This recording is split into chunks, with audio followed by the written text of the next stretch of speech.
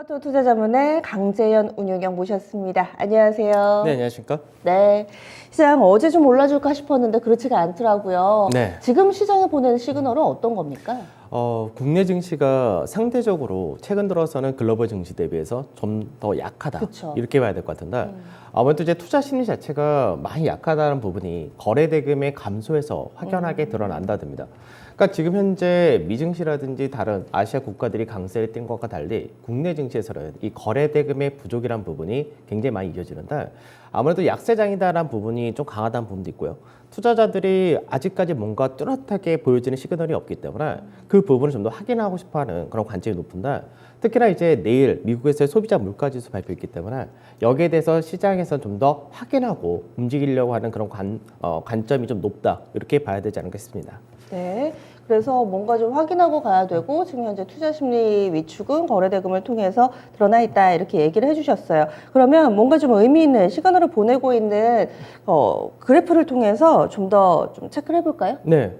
이제 어제까지, 이제 오늘 이제 미국 증시 마감까지 해가지고의 주요 국가들의 전체적으로 연초 대비 수익률과 그리고 최근 저점 대비 수익률 이 부분을 좀 비교를 하려고 가져왔는데 지금 보게 되면은 이제 종합주가지수 같은 경우가 한 연초 대비해서 11.48% 하락했고 코스닥 같은 경우가 15% 하락을 했습니다. 국내 증시가 왼쪽에 네. 있습니다. 코스피 코스닥. 그리고 나서 이제 제 오른쪽에 보게 되면 나스닥 같은 경우는 이제 24.7% 여전히 굉장히 높은 하락을 나타내고 있고 S&P는 13.65% 정도는데 이제 저점을 만든 다음에 반등폭을 좀 주목을 할 필요가 있는데 이걸 보게 되면 나스닥 같은 경우가 한 7% 정도 상승했고요. S&P도 5.5% 상승했는데 국내 같은 경우는 이제 코스피가 2.98% 그리고 코스닥이 4.9%이기 때문에 미증시가 하락이 더 크게 했었지만 우선 반등폭 자체가 상당히 좀 작다는 게 보일 것이고 그다음에 최근 들어서 상당히 좀 강하게 움직인 쪽이 중국과 홍콩 항생지수입니다. 그러니까 중국과 홍콩 항생지수 같은 경우는 약간은 지금 현재 미국에서의 통화 긴축이라든지 금리 인상과 좀 다른 행보를 보여주고 있죠. 그래서 금리를 인하하고 오히려 경기 부양제를 피고 그리고 그동안 있었던 규제를 풀어준다 이런 부분이 있는데 이런 쪽이 상당히 좀 강한 그런 흐름을 보여주고요. 그리고 우리가 약간 비슷하다라는 성향을 갖고 있는 국가들이 일본과 독일 그리고 우리나라 이 세 개 국가들이 수출을 중심으로 나타내는 그런 국가들인데 이들 같은 경우도 최근 들어서는 반등폭이 상당히 강한 그런 모습을 보여준다 됩니다. 그럼 이제 이런 부분을 좀 생각해야 될 것이 더 하락이 많이 떨어진 국가와 지수의 특징은 어떤 거냐면 사실 소프트웨어를 중심으로 해서 우리가 앞전에 성장 동력이다 얘기했었던 IT 기반의 이런 서비스 했던 쪽이 하락이 더 센 케이스인 거고요. 반대로 이제 일본이라든지 독일, 그리고 우리나라도 약간은 포함이 되어 있는데 이들 국가들은 전통적인 제조업 국가입니다. 그러다 보니까 자동차라든지 기계 같은 경우는 오히려 수요가 더 많은 케이스가 되기도 하는데 이런 쪽에서가 오히려 좀 더 강한 흐름을 보여주기 때문에 국내 같은 경우는 이제 어떻게 보면 그동안에 소프트웨어를 중심으로 해서 이제 성장주들이 반 정도 있었고 그리고 지금 현재 경기에 관련된 가치주가 반 정도 있다면 이 중간에 있다 보니까 이런 부분에서 반등 탄력이 좀 더 약하다 이렇게 볼 수 있을 것 같습니다. 네, 그래서 다른 국가와 비교를 해봤을 때 왜 이런 흐름이 나타나는지 그 이유가 좀 더 명확하게 드러나는 것 같아요. 지금 지수상으로도 주요 레벨대 이렇게 박스권 내에 갇혀가지고 움직임이 오도 가도 좀 못하는 상황, 2700선 다시 가나 싶었는데 여기서 좀 꺾이더라고요. 네. 지금 추세가 어떻게 좀 만들어지고 있는 건가요? 그러니까 뭐 지금 현재는 특별하게 추세다라고 얘기할 수는 사실 없을 것 같습니다. 네. 어떻게 보면 이제 하단에 대한 경직성은 동일한 상태에서 상단에 대한 반등이 좀 더 열리려고 하면은 거래 대금의 증가란 부분이 필요한데 이제 5월 말에 MSCI 리밸런싱이 있었을 때 대규모의 이제 거래 대금과 더불어서 강한 상승까지 연결해 줬는데 그 이후에 연속 4거래일 동안에 약세를 보여줬었단 되죠. 그래서 이제 다시금 어떻게 보면은 2620포인트 전후라는 1월달과 3월달 저점자일 때 다시 왔다는데 여기가 지금 현재 위치는 같은 위치지만 사실 내용은 좀 많이 다르긴 합니다. 앞전에는 이제 시장에서 미증시 자체가 바닥이 확인이 안 되면서 계속 떨어졌던 구간이 있었고 달러 강세도 계속해서 이어졌었기 때문에 우리나라 원달러 환율도 올라가는 과정이 있었고요. 그리고 이제 금리 관련돼서 연준에서 스케줄도 아직 안 나왔던 시기였고 그 변동성도 굉장히 높았던 그런 시기였는데 사실 지금 현재는 변동성은 그렇게 높게 나오질 않습니다. 오늘 마감된 미증시에서도 마찬가지로 변동성 지수가 한 24 정도 되기 때문에 변동성 어느 정도 완화가 되는 국면이라 이 부분은 거의 동일하다가 되는 거고요. 수급 역시도 최근 들어서 외국인과 기관이 그래도 지수가 저점 만든 이후로 아직까지 순매수를 유지를 해주기 때문에 많은 부분이 현재는 바뀌어져 있습니다. 다만 시장에서 탄력 있는 상승이라는 부분이 어떤 부분에서 나와줘야 된다. 이게 아직까지 좀 부족하다는 거. 그래서 시장에서는 이제 내일 발표되는 미국의 소비자 물가 지수에서 인플레이션의 정점이 나왔느냐, 이걸 한 번 더 확인하고 싶어하는 그런 마인드도 있고요. 그 외적으로 국내 자체적인 반등을 할 수 있는 트리거가 좀 더 나와야 되지 않을까, 이렇게 보고 있습니다. 지금 CPI 계속 강조해 주시는데 몇 달 연속해서 계속 8%대 나왔잖아요. 네. 이번에 시장 전망치 어떤가요?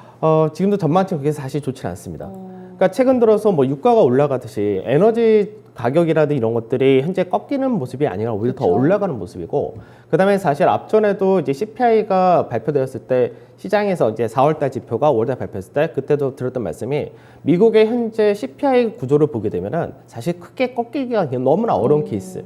그러니까 임금이 계속해서 올라가고 주택 임대료라는 것들도 계속 올라가기 때문에 실질적으로는 CPI가 크게 꺾일 가능성이 굉장히 낮다, 이렇게 보고는 있는데, 우선 이제 운송비라든지 뭐 몇몇 가지 항목이 좀 떨어지긴 했습니다. 다만 여전히 에너지 가격이 높고, 그리고 이런 부분이 아직까지는 뭐 크게 빠지지 않는다 보기 때문에 시장에서는 전월과 비슷한 8.3% 정도까지도 예상을 하기도 하고요. 네. 뭐 긍정적으로 얘기하는 쪽에서는 뭐 7.9%대까지 이렇게 얘기를 하기도 하는데, 결과치가 나왔을 때 이게 만일 시장에서 지금 현재 컨센서스 자체는 지난달과 동일한 8.3%를 전망하고 있기 때문에 이보다 좀 더 낮아진다가 되면은, 그러면 시장에서는 이제 받아들일 때 아직까지 약세장이기 때문에 한 번에 이제 꺾였다 가지고는 얘기를 안 하는데, 두 차례, 세 차례가 보여진다 했을 때는 정점을 찍혔다는 논리가 들어가기 때문에, 그래서 실질적으로는 조금 개선돼서 나온다면은 인플레이션은 어느 정도 정점 찍었다, 이 논리가 시장에서 안도가 좀 줄 것이고요. 그렇지 않고 그대로 8.3%라면은 지금의 현재 국면과 큰 차이가 없다, 그렇죠. 이렇게 보셔야 될 것 같습니다. 조금이라도 좀 줄기는 줄어야지 시장에 좀 도움이 될 텐데 내일 좀 보셔야 될 것 같습니다. 그리고 국제 유가도 지금 물가 상승에 상당히 좀 중요한 한 몫을 하고 있는데, 간밤에도 국제 유가가 오른 데다가 네. 이런 상황 속에서 또 글로벌 IB 간밤에 나왔던 소식을 하나 봤더니 190달러까지 오른다고 전망하는 쪽도 있더라고요. 190이면 거의 200달러 육박이라는 건데, 유가 계속 이렇게 오르는 흐름 이어질까요? 우선은 이 유가가 지금 현재 상단이 어디까지 나올지는 사실 예상이 굉장히 어려운 내용이고요. 사실 전망치에 따라서 200불 얘기하는 데도 있고, 어떤 데는 이제 150불 얘기하는 데도 있고, 그러니까 여러 가지 전망이 있기 때문에 그 부분은 사실 여러 가지 여건 정도 봐야 되는데, 우선 확실한 거는 크게 빠지기가 어렵다는 구조는 동일할 것 같습니다. 그러니까 아무래도 지금 앞전에 오펙회의에서 증산한다 해봤자 규모가 너무 미미하고요. 그리고 이제 실질적으로 지난 코로나 시대부터 해서 유가가 워낙에 낮은 단계가 오래 있었기 때문에 설비 투자라든 이런 것들을 거의 안 했었습니다. 그러다 보니까 지금 당장 유가를 더 증산시켜가지고 떨어뜨릴 수 있는 국가가 사실은 사우디와 아랍에미리트 정도 말고는 없는데, 지금 이제 사우디하고 미국하고 사이가 너무 안 좋죠. 그렇죠. 그러다 보니까 이제 증산이란 부분도 사실 굉장히 좀 희미해진 그런 상태라서 이런 부분을 봤을 때는 아직까지 쉽지가 않다 될 것이고, 근데 현재 이런 과정이 없이 또 유가가 급락을 한다면은 시장에서 또 오히려 경기에 대한 우려가 더 나타난다, 또 이렇게 해석하기 때문에 현재는 유가가 제일 좋은 거는 사실 100불에서 120불 사이에서 왔다 갔다 하는 게 제일 무난하다라고 생각을 하는데, 아무래도 지금 현재는 수요가 워낙에 많은 시기라서 쉽게 떨어지지는 않을 것 같습니다. 참 그런 거 보면, 유가 오르는 거 보면 정말 아이러니한 요즘인 것 같아요. 코로나도 환경 때문에 그렇고, 그래서 화석연료 안 써야 된다, 러시아 제재하려고 이렇게 막 여러 통로를 막고 있는데 오히려 천연가스 가격도 오르고 하면서 러시아 제재도 그다지 뭐 효과 있는 것 같지도 않고, 일단은 좀 악순환은 만들어져 있는 상황입니다. 하지만 시장이 이런 가운데서도 신고가 기록하는 종목군들 보면 뭐 방산이라든지 S-오일도 연일 신고가 쓰고 있고 그렇더라고요. 그러니까 이제 시장에서 지금 이제 아까 제가 주요 국가별 등락을 보여드렸던 게 왜 그러냐면, 이제 어떻게 보면은 이제 국가별로도 각자 도생을 약간 하려고 하는, 서로 간에 좀 더 어떻게든 물가를 억제시키려고 하고 그런 과정이 있는데, 그 안에서도 증시도 우리나라도 마찬가지지만 지수는 멈춰있는 듯 하지만 이 안에서도 강세를 띄는 쪽은 여전히 강세 띄고 52주 신고가도 나타나고 이런 과정이 있습니다. 다만 지금 현재는 이게 너무 극과 극인 것이, 어제도 보니까 이제 시장에서 52주 신고가가 나온 종목 수보다 52주 신저가가 그쵸. 나온 종목 수가 더 월등히 많거든요. 많죠. 네. 그러니까 지금 강세를 띄는 쪽은 아까 방금 말씀드렸던 유가 상승에 따른 수혜를 많이 보는, 뭐 정제 마진이 워낙에 높은 형태를 만들어주기 때문에 정유주 같은 경우가 계속해서 강세 좀 뛰어가는 모습을 보여주고, 방산에서는 이제 수출에 대한 기대감, 그동안 이제 방산은 어떻게 보면은 국내 어떤 내수주 이런 관점이었습니다. 이게 이제 폴란드라든 이런 데서 대규모의 이제 무기라든지 항공기라는 것들 수출할 수 있다. 이런 부위 모멘텀이 받으면서 오히려 신성장주 이렇게 나오는데 최근 들어서 이제 딱 한 달 정도 된 것 같습니다. 지수가 5월 딱 12일 날 저점을 만들었을 때 그때 대비해서 강세 뛴 업종들을 좀 주목해서 보셔야 된다. 이게 지금 현재는 뭐 딱 대표적인 것이 바로 태양광, 신재생 이런 쪽으로 들어온다. 뭐 하나솔루션이라든지 OCI 이런 쪽이 가장 상승이 높게 나온 그런 케이스입니다. 근데 여기서도 마찬가지로 좀 체크하셔야 될 부분이 시장에서 기존에 없었던 테마가 나온 것이 아니라 기존에 다 알고 있었던 테마들인데 시장에서 좀 더 모멘텀을 더 많이 받는 부분이 중간에 이슈가 들어온 부분도 있겠지만 실제로는 자산 가치가 싼 종목들이 굉장히 부과를 많이 받습니다. 그러니까 이건 왜 그러냐면 우리가 이제 인플레이션이다라고 하면은 처음에는 원자재만 주로 생각을 하거든요. 근데 원자재만 생각하다가 원자재 어느 정도 올라오고 나면은 그 다음에 뭐가 될까를 많이 생각하게 되는데 그렇죠. 이렇게 될 경우 인플레이션 시대이기 때문에 자산주가 약간은 곽강을 받는 그런 모멘텀이 들어옵니다. 그래서 예전에도 2000년대 중반에도 자산주가 한번 굉장히 강하게 맞아요. 움직인 적이 있었는데 지금도 약간 비슷한 양상이다 생각 좀 하셔야 될 것 같습니다.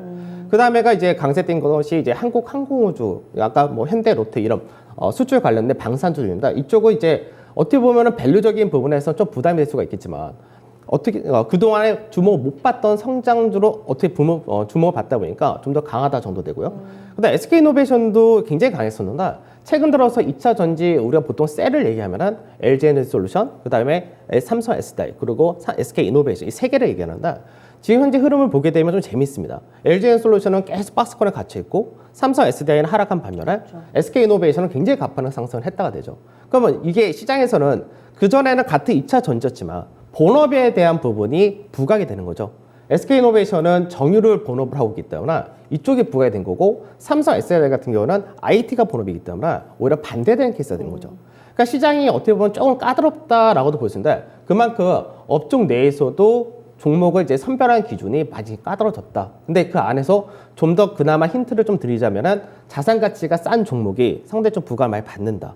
그래서 실제로 상승한 순위를 보게 되면은 LS라든지 LG라든지 그리고 LG 화학과에도 같이 포함시켜야 되는데 이들 같은 경우는 자회사 모멘텀이 있거든요. 네. 그래서 특히나 이제 앞전에 한국조선해양이 현대중공 지분을 매각함으로써 신규 사업을 추진한다. 이 부분이 한번 이슈가 되면서 그때부터 이제 다음 달 되면 LG에너지솔루션이 보호예수 기간이 끝나기 때문에 LG에너지솔루션에는 지분을 많이 갖고 있는 LG화학이 최근 더 주목을 많이 받는 것이 지분 매각 가능성 이 부분인 거고 그 다음에 LG 같은 경우도 자사주 매입이 있고요. LS 같은 경우도 뭐 전선이나 태양광 관련된 기기 여러 가지가 있겠지만 네. 실제로는 자회사 모멘텀이 강하다까지 생각하셔야 될 것 같습니다. 그래서 시장이 지금 현재는 강한 쪽은 딱 구분이 되어지는데 반대 약한 쪽도 워낙에 구분이 잘 되기 때문에 현재 시장에서 지수가 조금 약하다 이거보다는 우선은 시장에서 주로 강세 띄고 중심이 되는 쪽을 중심으로 공략하는 것이 가장 좋다고 말씀드려야 될 것 같습니다. 그러면 오늘장 시그널로 넘어가서 말씀해주신 종목에 계속해서 무게중심을 두면서 대응 전략을 세우면 되는 건지